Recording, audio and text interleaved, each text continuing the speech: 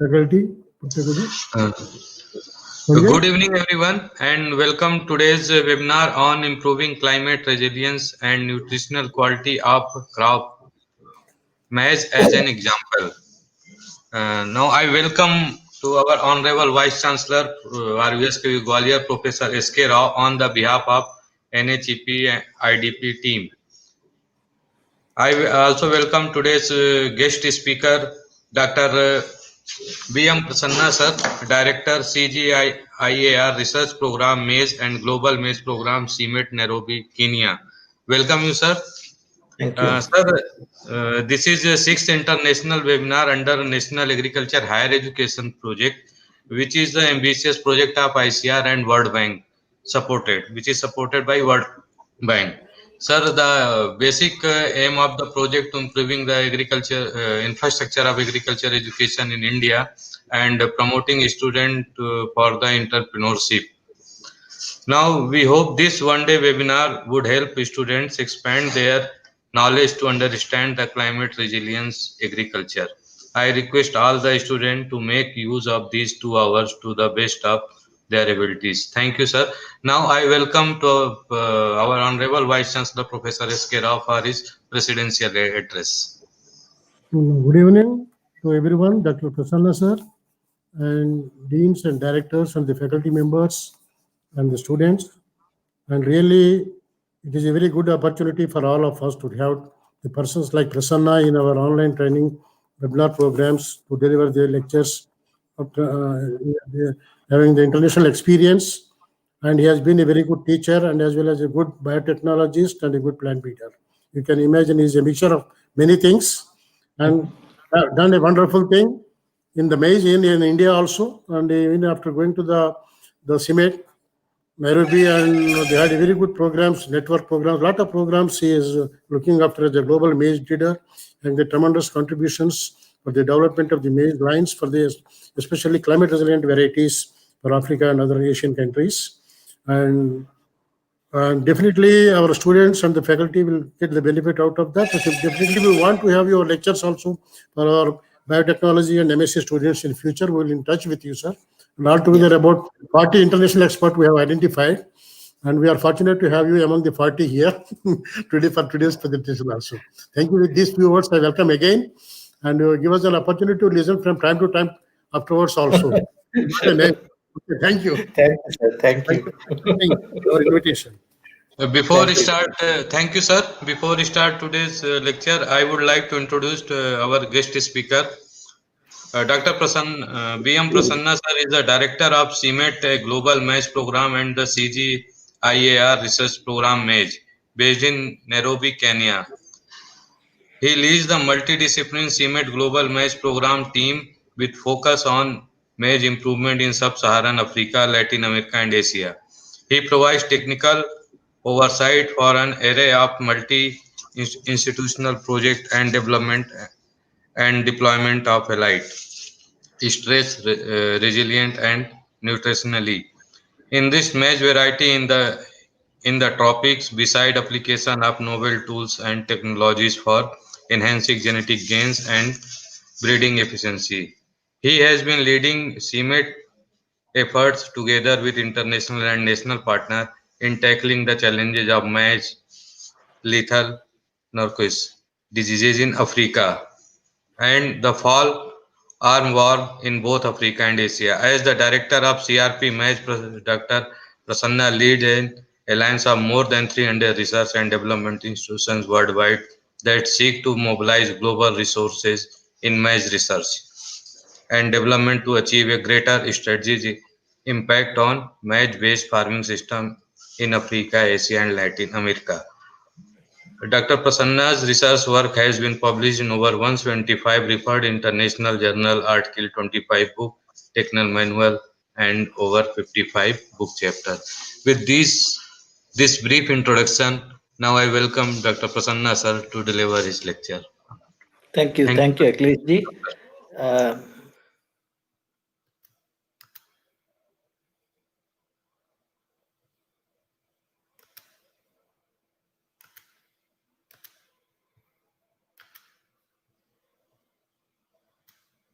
Okay. Can you see my screen, Akhilesh ji? Not yet, sir. Can you? Mm. Has Yes, it sir. come? Yes, Yes, sir. now. Yes, yes, sir. Okay. First of all, my sincere gratitude to Professor S.K. Rao, who has been an inspiration for several scientists like me for many years due to his outstanding contributions to plant breeding and seed science and technology in the country. We have been interacting for several years, and it's an honor to once again see him in this present position and to work with his team under the NIHEP project. Um, Thanks a lot again to the organizers for giving me this opportunity to speak to the faculty members and to the students on a very important topic, that is improving climate resilience and nutritional quality of crops. And I would specifically take maize as an example because of the tremendous work that has been done on both the fronts in a crop like maize, which is a model for plant breeding as well as the seed systems work. The challenges for agriculture are many. Not only there is a rising importance of providing food security to the millions and or the billions of consumers, but also tackling the challenges of changing climate, emerging and existing threats of diseases and insect pests. Natural resources are constantly getting degraded or eroded, and at the same time market volatilities are posing tremendous challenge, especially to the resource constrained small and marginal farmers. And in all these policies and legal instruments have a very very important role to play, and we are all seeing presently that there is a challenge with regard to policies too, with regard to agriculture. So amidst all this, the most important thing is we have a more and more growing population in the world with lesser and lesser resources, especially natural resources, and we need to produce better and more food, better food in the terms of quality, not just in terms of quantity. So this is summarizing the present day challenges to agriculture globally, especially to the developing world. It's an important factor for all of us to remember the fact that there is a tremendous burden of malnutrition. Over 2 billion people globally are presently estimated to be malnourished. Of these, 820 million people are undernourished. And India, unfortunately, accounts for a quarter of the world's hungry people and is home to over 190 million undernourished people, even till date. And malnutrition not only depletes the lives of people but also contributes a significant loss to the gross domestic product, almost 11% GDP in Asia and Africa. So three most important things to remember when we talk about malnutrition is the child stunting. Asia 55% versus Africa 39%. Overweight or obesity is there across the various age groups. Asia again 46%, Africa 25%. And wasting means the children are not able to perform, or the men are not able to perform their daily course very effectively because of malnutrition. Asia is 69% and Africa 27%. So, despite the tremendous progress made economically, we have a very huge burden of malnutrition across the world, especially in Asia. That's where maize comes into picture. Maize is a crop that is not only used as food, it is used as a feed, it is used for developing an area of industrially important products. If you look at the global status of maize, maize is perhaps the largest cultivated crop in the world. 197 million hectares of maize is grown around the world, and the production is 1148 million metric tons. with a global average yield of 5.82 tons per hectare. If you look at India, where does India stand? India, 9 million hectares, 27.71 million metric tons. So our average yield is much below the global average of 5.82 tons per hectare. Our average yield is 3.07. Look at USA, which is primarily temperate maize, not tropical maize, 32.95 million hectares and 10.53 tons per hectare. China, our neighboring country, has more area than even US under maize, 41 million hectares. And the production is 260 million metric tons or 6.32 million, 32 tons per hectare. So almost double that of India. The reason is Excuse me, simple. sir. We can't compare China with India directly because China, almost 80% of China's maize is under temperate conditions. Whereas the tropical maize is grown only in 20%. But if you look at Indonesia, Indonesia is tropical maize, Sir, 5.64 million hectares, hello, 30 sir. point. May I interrupt you, sir? Yeah. Your slides are not visible, sir. Slides are not visible. Are you able to see my slides? No, sir, not yet. No, sir, just whiteboard is appeared, sir, only. Okay, okay. I don't know. I have to recheck this.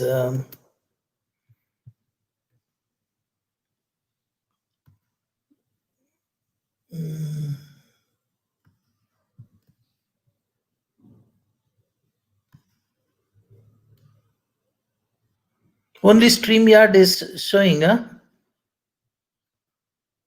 Uh,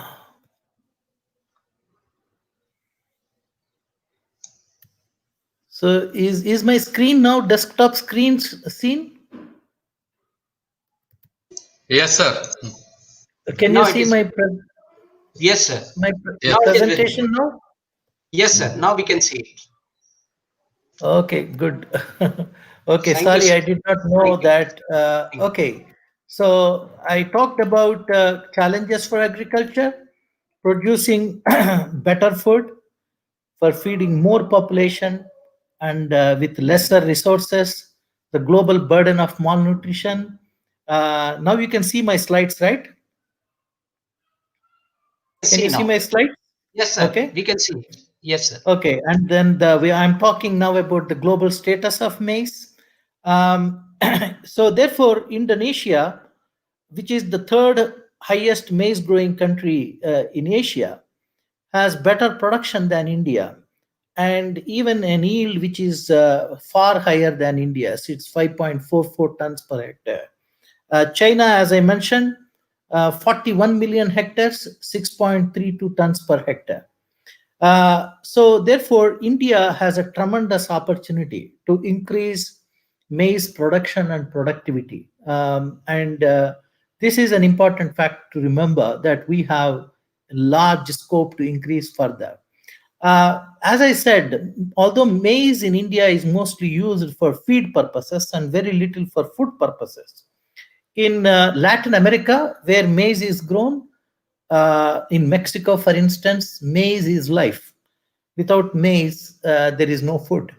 In fact, chapatis like this, they are called it tortillas, are prepared by women using maize flour. In Africa, too, maize feeds almost 300 million poor people. It is again the staple food of Africa.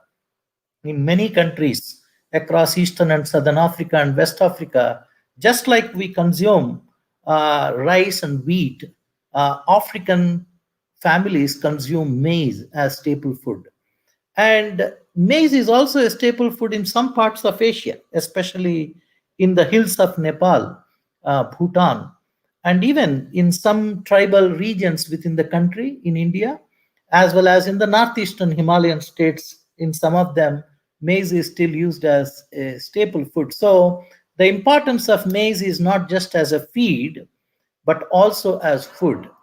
And approximately 90 million hectares are there in the tropical maize growing environments in Africa, Latin America, and Asia.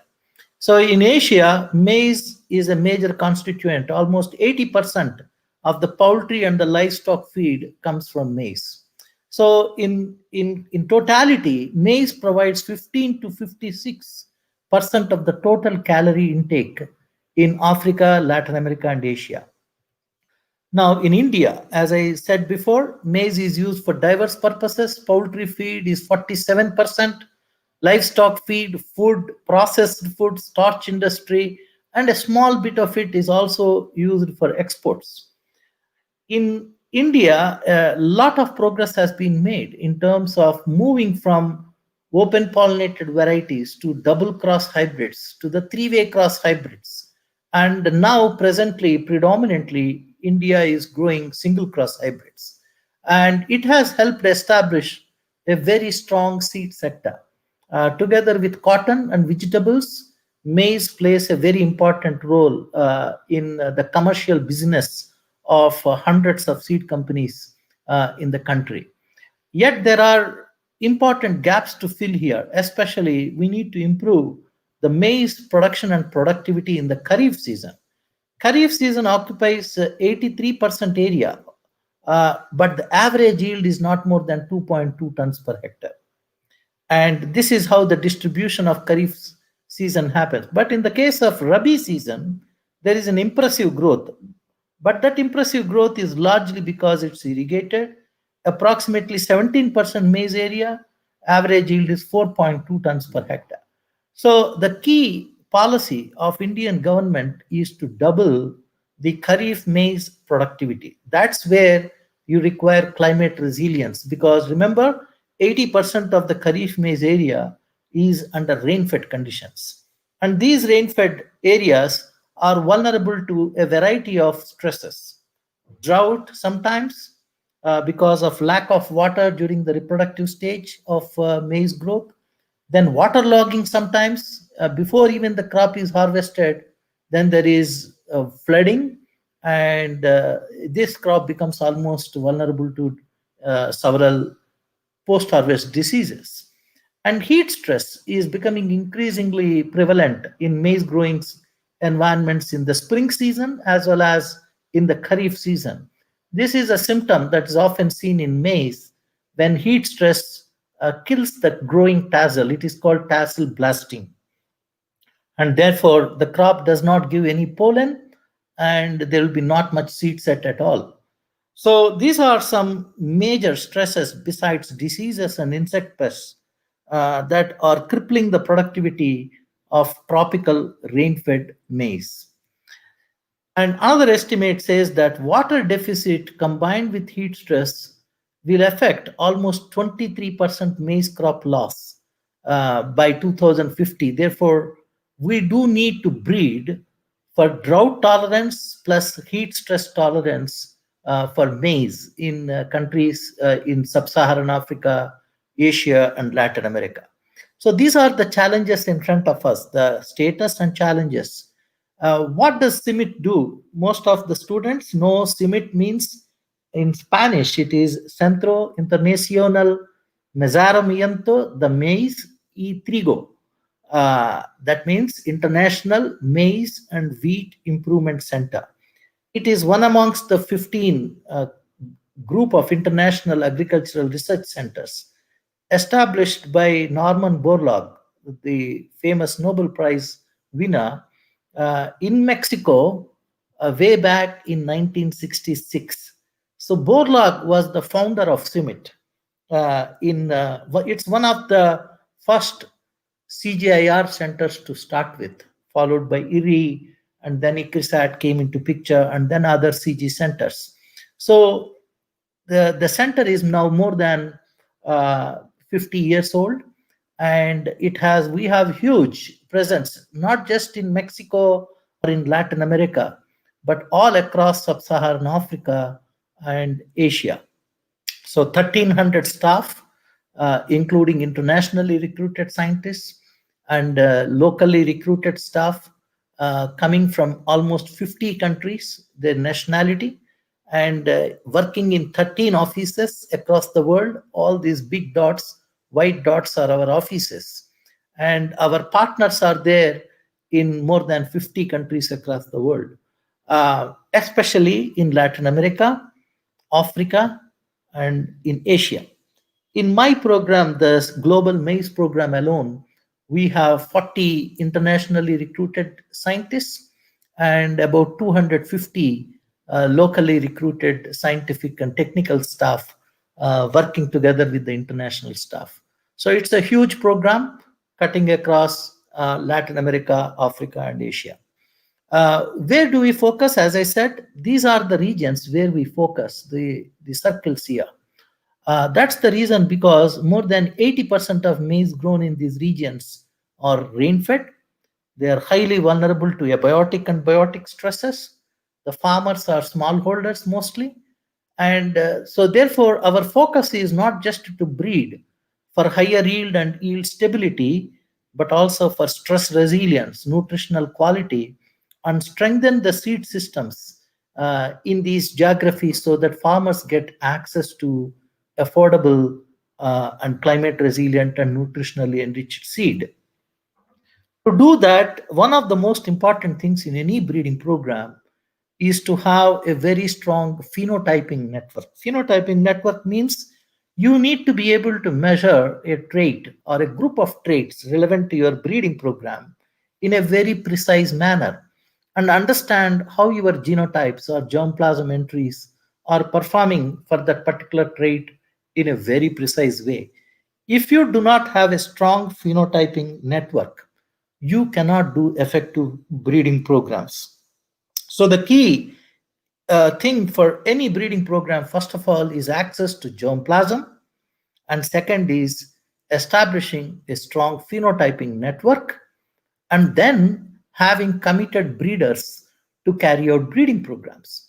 Germplasm, why CIMMYT is so strong is because CIMMYT stores the largest collection of maize germplasm in our germplasm bank at Mexico. More than 30,000 landrace accessions are stored in the germplasm bank. It is the largest global collection of germplasm. Out of this 30,000 collection, 24,000 collections are contributed by Mexico itself, because Mexico is the center of origin for maize. That's the country where maize has been first domesticated from a wild grass called teosinte. So in the last 60 years of establishment of CIMMYT, we have our phenotyping network established in Mexico, Colombia, Central America, Ethiopia, Malawi, South Africa, Zimbabwe, Kenya, India, Bangladesh, Nepal, Pakistan. All these countries, we have dedicated phenotyping centers where we can measure a number of traits, including drought, heat, waterlogging, diseases, insect pests, and so on and so forth, besides yield, grain yield, which is really important. So breeding for drought tolerance in maize, which is the most important trait, drought tolerance, remember, is going to be extremely important, not just in maize, but in a variety of crops, is nearly 4 decades old. It's not just 5 or 6 years. This is used by using our extensive germplasm accessions. You can see maize of all different colors, shapes, sizes.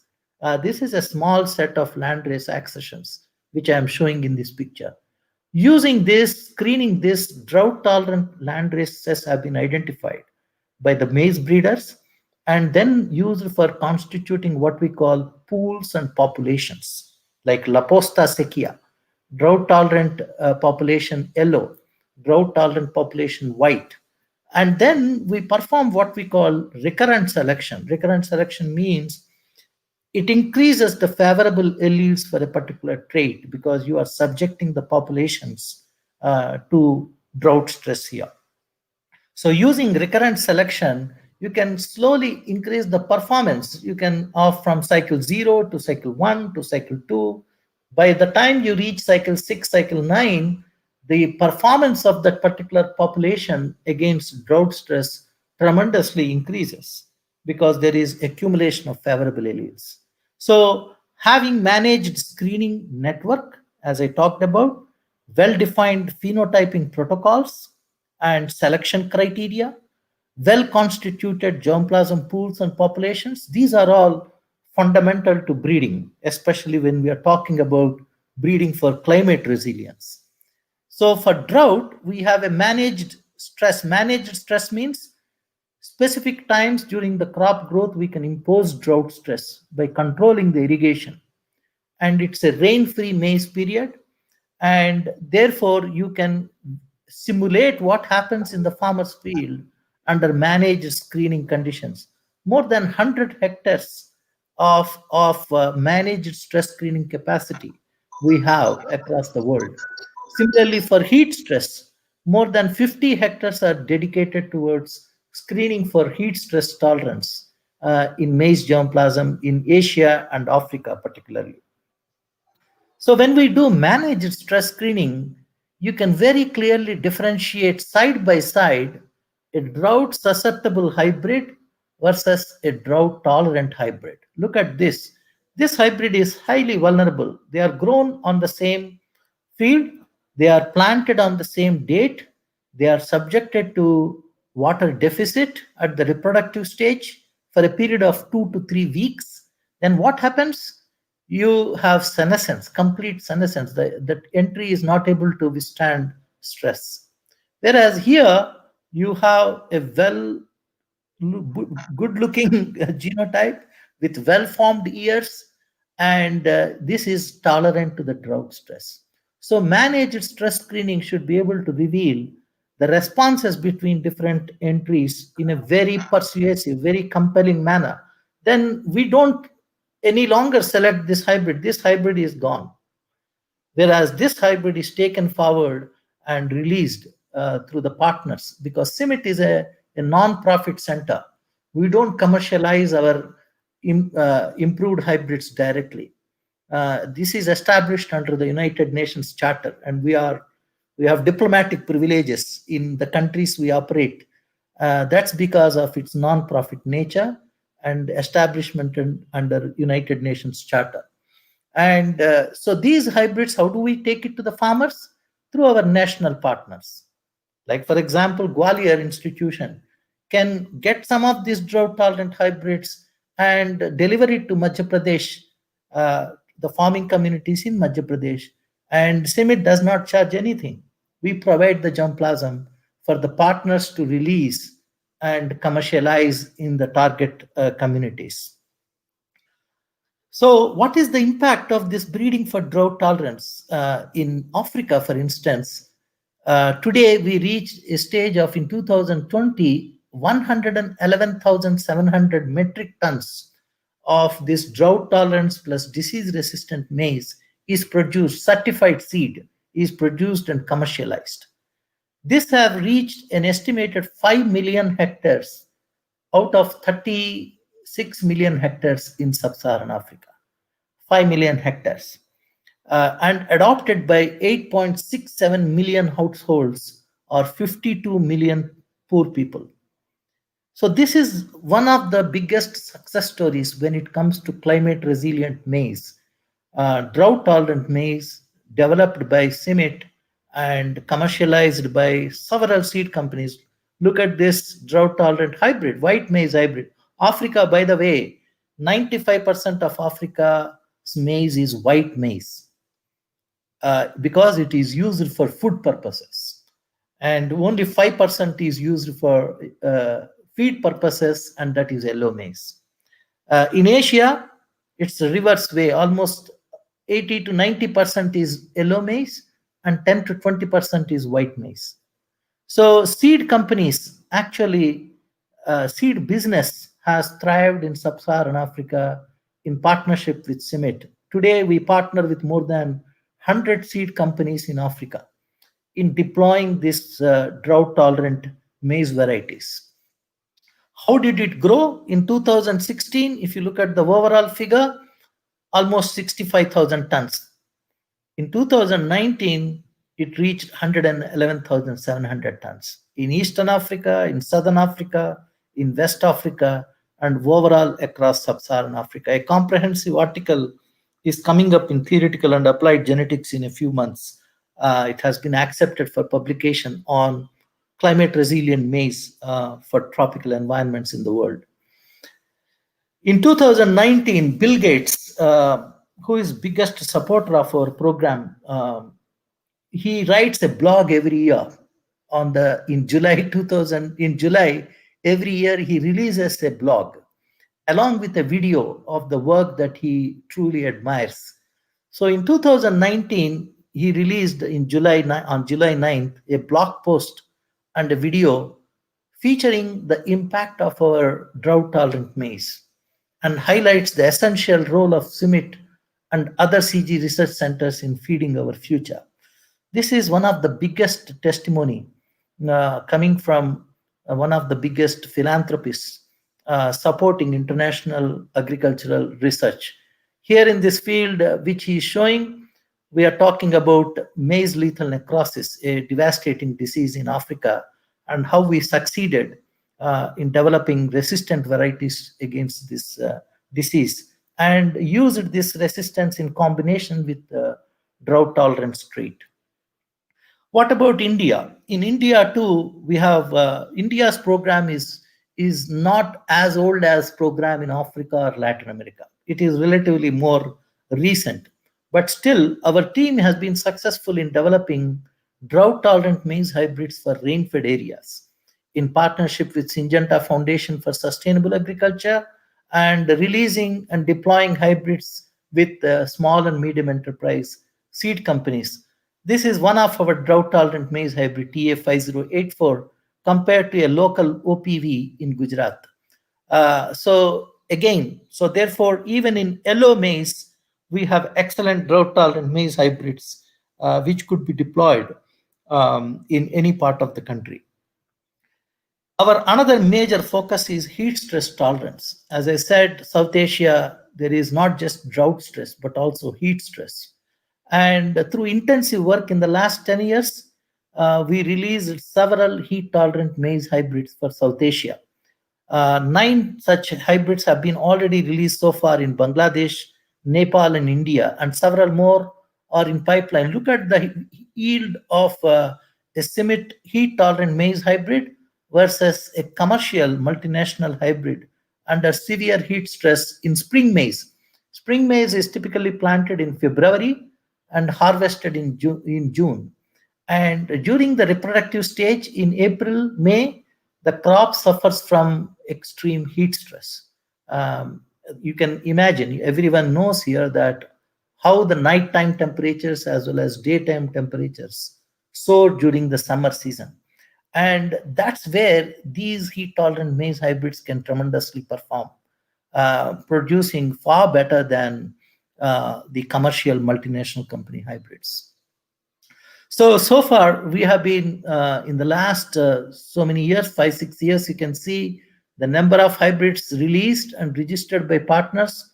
So far, cumulatively, more than 30 such drought and heat-tolerant hybrids have been released in Asia, including several in India. Like, for example, MMH1 is released by University of Agricultural Science, Raichur, and multiplied by seed companies. Mahiko is one of the companies which is multiplying the heat-tolerant maize hybrids in the country. So in South Asia, we have not reached the level of seed commercialization of climate-resilient seed as in sub-Saharan Africa, but it is tremendously growing. From a stage we have extremely little commercialization of climate-resilient seed. Today we have nearly 500 tons. But this needs to be accelerated much further. Imagine the area under Kharif maize and the potential vulnerability of this maize to drought stress. So I would say that India should produce at least 30 to 40,000 tons annually of drought-tolerant and heat-tolerant maize. So there is a lot of work to do, and that's where I look at experts like Dr. Koteshwar Rao. He is the seed man of the country. And if he strongly propels this initiative of climate resilient maize, a lot of things can happen in the country. And that's what we look for through experts like Professor Rao. As I said, it's not just public sector. We do require a very strong partnership of private sector. If you have to commercialize climate resilient seed, in India, we started a consortium with over 50 seed companies. Every year, we organize this consortium field days and disseminate our germplasm through this. Uh, Public sector doesn't have to pay anything. The national programs can participate freely and access the germplasm. The private sector members have to pay a minimal membership fee, and they get certain number of lines depending upon their membership tier. A similar program has been started again in Africa. This is an IMIC Africa field, the International Maize Improvement Consortium for Asia, for Africa, and we started in 2021 in Latin America too. So public-private partnerships are really, really important for accelerating deployment of climate resilient seed. In the COVID-19 era, we also need to look at new and effective ways of seed production and dissemination. Digitization of seed production, what we call status and delivery of seed, varietal release, seed inventory management, varietal promotion, virtual engagement with seed companies and agro dealers, remote sensing and visual imaging technologies for fields grown with such climate resilient seed. All these are becoming increasingly important. So therefore, we need to innovate the ways in which we need to reach out to the farmers and agro dealers. And through USAID, we have in the Nepal, we have gone digital in terms of Nepal's seed systems, connecting the farmers and seed suppliers through digitized platforms. And similar such efforts need to be taken up across the country. Rapid response to threats is another major breeding objective. It's not just important to breed for abiotic stress resilience. In crops like wheat, in maize, in many other crops, diseases and insect pests are increasing in their frequencies. And we need to therefore establish strong surveillance, early warning monitoring, integrated disease and pest management. And we have to embark on new technologies like gene editing to fix some of the deficiencies of our germplasm very, very fast. And that's what we are now doing with FAW-tolerant, which is Spodoptera frugiperda. This pest was confined to Americas for a long, long time, almost 70, 80 years. It was there only in these continents. In 2016, it entered West Africa and then rapidly proliferated across Eastern and Southern Africa and the whole of Sub-Saharan Africa. By 2018, 44 countries in Africa have reported incidents of FAW-tolerant and suffering from that. In 2018, by May, it entered Karnataka. And within the same year, it proliferated to several other states within the country. And by 2020, it has reached Australia. Almost China, every country, maize growing country, including Japan, Korea, all these are now affected by FAW-tolerant. It's a devastating insect pest. It can attack the foliar tissues as well as the ears and eat through the husk and enter the developing ears and eat the kernels. And this is one of the most dangerous pests in the world. The moth population can migrate 1,000 kilometers per 100 kilometers per night or 1,000 kilometers during its lifespan. So it's one of the strongest flyers. It can attack more than 80 different crop species, and it's highly polyphagous therefore, and it's really a devastating pest. CIMMYT is playing a very key role in the global action against FAW-tolerant because it attacks not just maize, it attacks sorghum and millets and some vegetables too.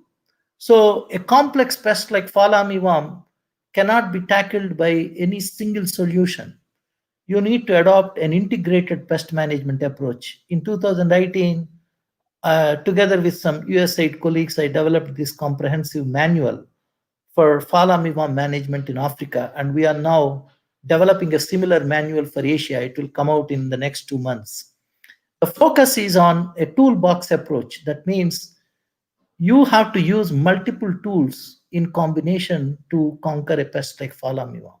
Biological control, biorational pesticides, native genetic resistance, transgenic resistance, agroecological management, all of them are critical components of what we call a toolbox approach towards FAW-tolerant control.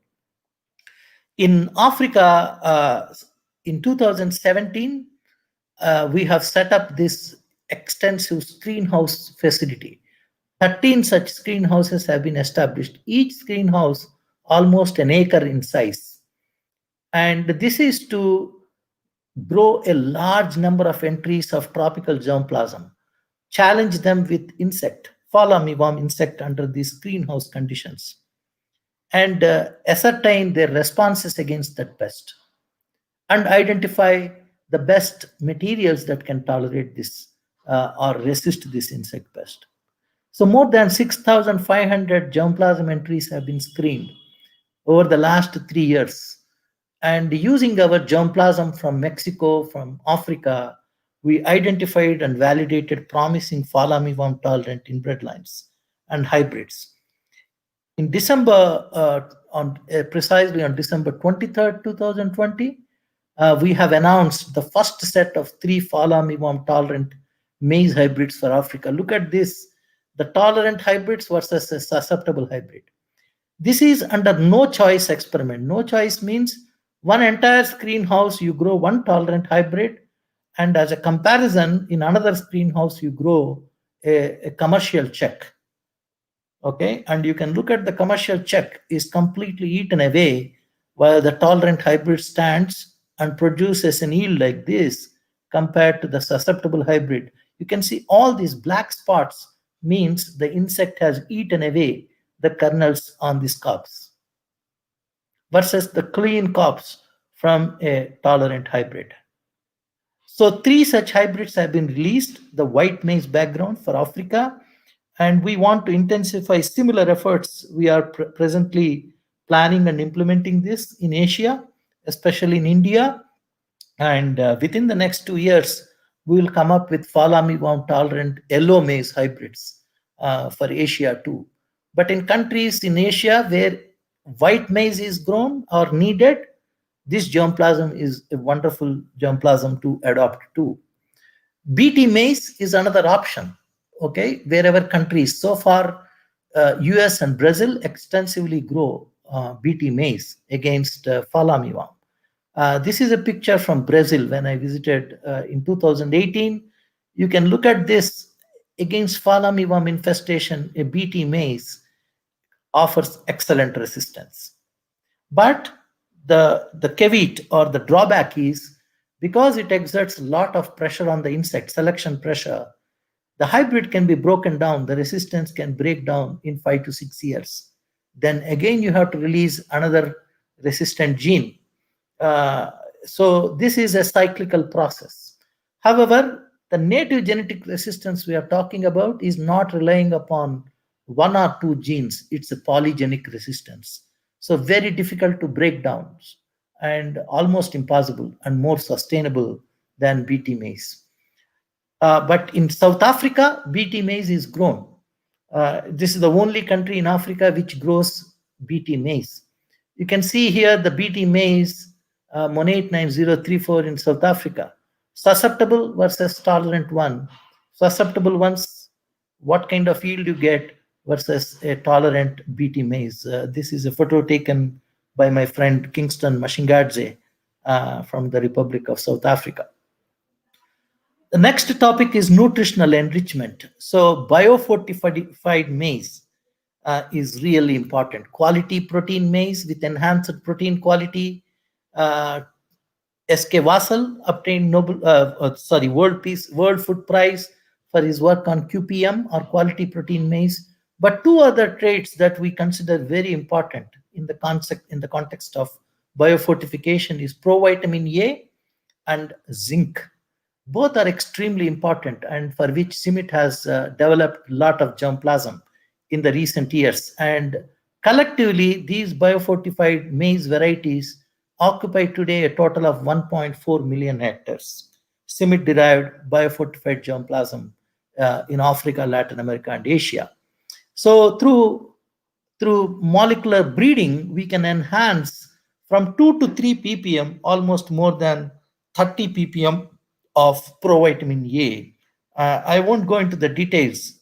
So you have 6 point in our lines, inbred lines, 6.3 to 30.4 ppm at an average of 15 ppm provitamin A content. So that's the levels we have achieved through breeding efforts. Zinc deficiency is another major thing. And remember, zinc is very closely correlated with immune response. So when you are talking about COVID-19 and immunity, if you are zinc deficient in your diet, you are most likely vulnerable to COVID-19. So zinc and viral immunity are very closely related. And unfortunately, a lot of children across Africa, Latin America, and Asia, look at India, are highly vulnerable to zinc deficiency. Children less than 5 years of age. So red countries here are Guatemala, Nicaragua, Ecuador, Peru, Bolivia, almost entire sub-Saharan Africa, and most countries in South and Southeast Asia. This is again, through breeding work, we have developed high zinc maize varieties in both white and yellow background. And this kernel zinc here is more than 33 ppm. Unlike normal maize varieties, which may have 10 to 12 ppm, this is 3 times more. So in 2017, we released 2 varieties in Honduras, 7 more varieties in Latin America in 2018, 1 more in Colombia. And what we intend to do in the coming years is to introduce this high zinc maize trait into Africa as well as Asia. This is really, really important. And this is again where an opportunity lies in international collaboration between Indian institutions and CIMMYT. So I recently published an article in Frontiers in Genetics on molecular breeding for nutritional enrichment in maize and mapping where exactly provitamin A enriched maize are released and commercialized, and where exactly high zinc maize are released. High zinc confined only to Latin America presently. Provitamin A we have in all 3 continents, including India and China. And the green dots here means these are the countries where molecular breeding has led to higher provitamin A, like IRI, Vignesh, Firoz Hussain. These guys have developed QPM plus provitamin A using marker-assisted backcrossing. In an Indian variety called Pusa Vivek, it's called Pusa Vivek QPM9 improved. Similarly, there are other varieties that have been released recently. So therefore, good work is being done in my farmer lab in IARI using molecular breeding to develop nutritionally enriched provitamin A plus QPM varieties. So these are the varieties that need to be commercialized now more extensively in the country. My final segment is about new tools and technologies. Breeding, the students of breeding and the faculty members need to really understand that we need to enhance our phenotyping accuracies. Not only establish strong networks within the country for phenotyping, use harmonized protocols for drought stress, heat stress, waterlogging stress to screen our germplasm, and improve our data collection methodologies. Don't use written books and papers for recording your data. There are now excellent what we call electronic or digital tools to record data like plant height, ear imaging can be done. Even remote sensing can be done on your plots to ascertain the responses. This is what we do in Zimbabwe, for instance, where all our technicians and students use digital tools to record data. So this is one area, again, the university can implement how to reduce the manual compilation of data and move towards tools that reduce the time as well as cost of data recording in breeding experiments. So high throughput and low cost field-based phenotyping is an important area, not just in maize, but in many other crops. This needs to be adopted. Then the next most important thing is double haploid technology in maize, which reduces the time to inbred line development almost from 6 to 8 years to just 1 year. This is called doubled haploid technology. And CIMMYT has pioneered this technology in the tropical environments, released haploid inducers. These are genetic stocks, no biotechnology involved. And through that, we can develop double haploid lines just within 1 year, 2 seasons. We are establishing presently a double haploid facility for maize at Kunigal, 70 kilometers from Bangalore, in collaboration with University of Agricultural Sciences, because that's the environment which is ideally suited to grow maize all through the year with very, very low or very negligible abiotic or biotic stresses. A similar facility exists, state-of-the-art facility exists in Kenya. Another facility exists for us in Agua Fria in Mexico. So one more facility is going to come up this year by September 2021 in India, which will serve entire Asia and accelerate the breeding programs. So a comprehensive article on double haploid technology is published in Theoretical and Applied Genetics by our team. So I suggest students to go through this and read this article, how it can revolutionize the maize breeding program. DNA fingerprinting of your key lines is another most important thing we should do. And this is important to protect your intellectual property and to do a diverse analysis, genetic analysis on your inbred lines. The second most important thing is molecular marker discovery for a number of traits. We go through this typical pipeline: discovery, validation, optimization of assays, and finally deployment in breeding programs. And that's what we do since 2014. Several traits, we no longer breed only through conventional breeding. Now there is nothing like conventional or molecular here. All these traits are very much integrated into our breeding programs at the early stages of breeding using molecular markers. That's how we can reduce the phenotyping costs significantly and make our breeding programs more efficient and less time taking and less cost consuming. So an example is the maize lethal necrosis, a devastating disease in Eastern Africa which broke out in 2011, rapidly spread to entire Eastern Africa. We dissected the genetic architecture of this trait, identified markers for this particular trait, and identified that there is one major gene on chromosome 6, a major QTL, which can work across diverse genetic backgrounds and improve resistance to MLN.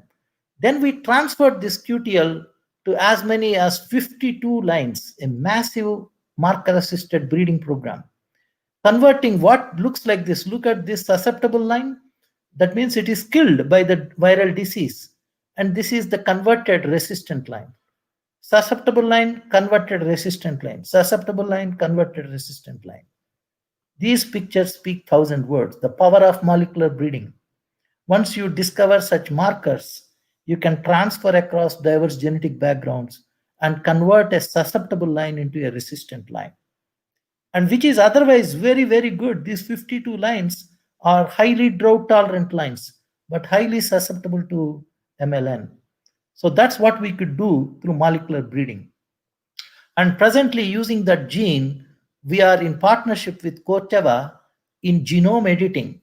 Means you don't have to go through marker-assisted backcrossing. You simply change the nucleotides that contribute towards resistance from a susceptible allele. And that's what we are doing right now in Kenya in partnership with Corteva on genome editing for MLN resistance. So that's my talk. I thank all my partners in Africa, Asia, Latin America, my colleagues in CIMMYT who contribute tremendously to this mission. A number of funding agencies, including Bill and Melinda Gates Foundation, USAID, the German agencies, the Syngenta Foundation, and the Maize CGR research program, which I lead, and receive support from several countries across the world. Australia, Belgium, Canada, China, France, India, Japan, Korea, Mexico, Netherlands, New Zealand, Norway, Sweden, Switzerland, UK, US, and the World Bank. So thanks a lot for your patient hearing, and I'll be very happy to answer any questions related to my talk. Thanks a lot. Thank you, sir, for very informative talk. Sir, one question from student. What may be the possible reason behind white maize? Yeah, the white maize is just a mutation in one of the genes, the carotenoid biosynthetic gene called LO1. If that LO1 is mutated, you will get white maize. If the LO1 is dominant, that means capital Y1 or capital Y1 or capital Y1 small y1, it gives yellow maize. But small y1 will give white maize. So white maize is a recessive mutation which has been selected by farmers, and so that the flour that you produce is white, similar to what we eat in rice. But remember, the yellowness comes from carotenoids, and carotenoids are really important. And not all carotenoids produce vitamin A, but one specific component of carotenoids called provitamin A leads to beta carotene. But beta carotene levels in commercial maize varieties could be hardly 2 ppm, 3 ppm, although it is yellow or orange.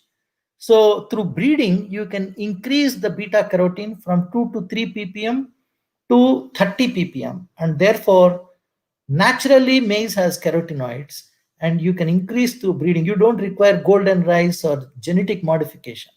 Through breeding, marker-assisted breeding, you can develop provitamin A enriched yellow maize varieties. Or you can introduce this trait into white maize and convert it into an orange provitamin A enriched maize. That's what we are also doing in Africa. So that people who consume white maize, they are usually deficient in vitamin A, unless and until they get vitamin A from other sources.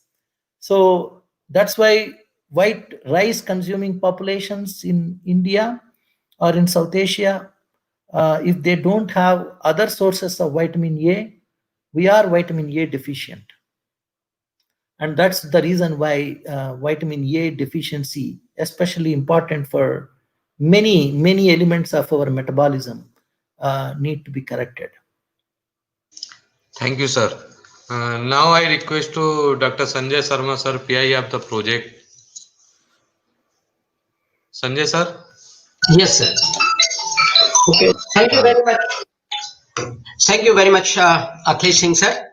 At the outset, I extend my sincere thanks to today's guest speaker, Dr. B.M. Prasanna, sir, for his excellent talk on improving climate resilience and nutritional quality of crops with an example of maize. This talk was really excellent for our budding scientists, students, and other researchers. New openings, he has very well defined. He has very well narrated about the challenges of present agriculture in India and at a global level, like food security, changing climate, biotic stresses, natural resource degradation, market vitality, challenges with regard to policies, government policies for streamlining these challenges, and then more population requires more food from a shrinking land. Then above all is the malnutrition, which is a big issue globally and specifically in India also. So all these things are the challenges with us, and he has told that maize is one of the very important crop which is grown widely, one of the largest cultivated crops in the world, maize. It requires it requires improvement through biofortification, biofortification for nutritional security. And in India, there is a scope tremendous scope of increasing its productivity, which is really very less, from 3.07 to, I think, we can go up to 5-6 tons per hectare, just to meet out the requirement. As he told, the requirement is very high. Presently, I think it is about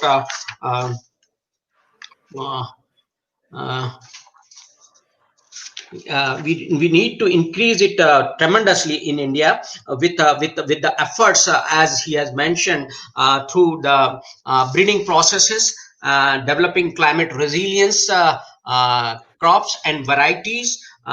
He has given tremendous examples. He has emphasized that public-private partnership is a key factor for bringing the impacts of these technological options. He has discussed about the fall armyworm. He gave the example how he has developed different hybrids and varieties to control this, to minimize the effect of this fall armyworm, which is a very, very devastating insect pest in the world. And it will be a big challenge in future also, how IPM approach is required. Then he talked about the new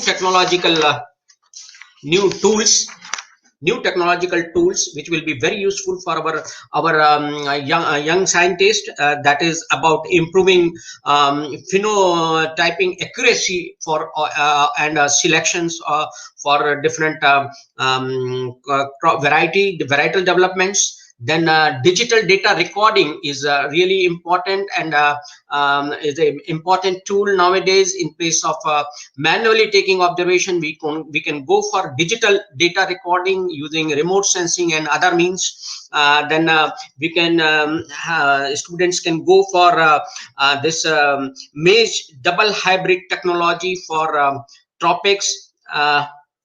Then they can use this just to accelerate the DH technology work in India, so that we can develop the climate resilience varieties, not only in maize but in other crops also.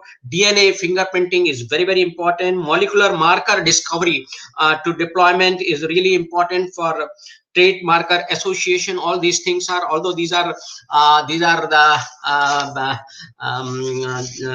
genetical and breeding aspects. I'm not a man of breeding, but still I can say this talk is really very, very important and very useful for our scientists, budding scientists, because this food security is really very, very important for all of us, as we know that changing climate is predicted to have wide range of negative impacts on our plant physiology, metabolism, soil fertility, carbon sequestration, microbial activities and diversity that will limit the growth and productivity, and also the quality of crop. So he has given that how the food and that nutritional security can be achieved through biofortification. Especially he gave the examples of protein and Provitamin A and zinc enriched varieties which has been developed, and this kind of activity is required not only in maize but in most of the crops.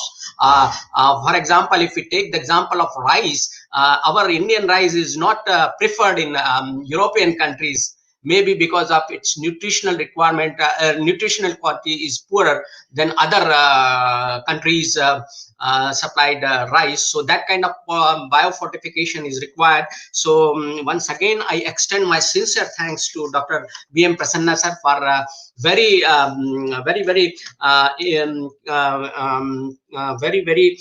useful and very brief, but covering most important aspects of today's breeding program, which is required for. So once again, I thank you very much, sir. I also extend my sincere thanks to Honorable Vice Chancellor, sir, for his gracious presence during this program. He is always very keen to attend these kind of lectures. He is motivating us. Basically, sir, we are doing all these activity because of his motivation and his support. And I also thanks to our NAHEP team, Dr. Akhilesh Singh, our co-PI, and Dr. Sudhir Bhadoria, Dr. Avinash Bhadoria, Avinash Singh, the Shiv Bhadoria, Narendra Vasure, and Swatantr Kumar. I also extend my sincere thanks to our Dean Directors who are attending this program, our head of the departments of different colleges, and our RVSKBB Gwalior. And I also extend different faculty members who are attending this program, and also some of the students from other private universities are also attending this program. So I extend my sincere thanks to one and all, and at the outset to our beloved students also who are attending and getting benefited with this kind of lectures. Thank you very much to one and all. Thank you, sir. Thanks a lot. Thanks a lot to all of you, and thanks a lot, Sanjay ji, Akhilesh ji, and Professor Rao. So looking forward to further interacting with you in the future. Thank you, sir. Shall I Bye-bye. close the program, sir? Yeah. Bye.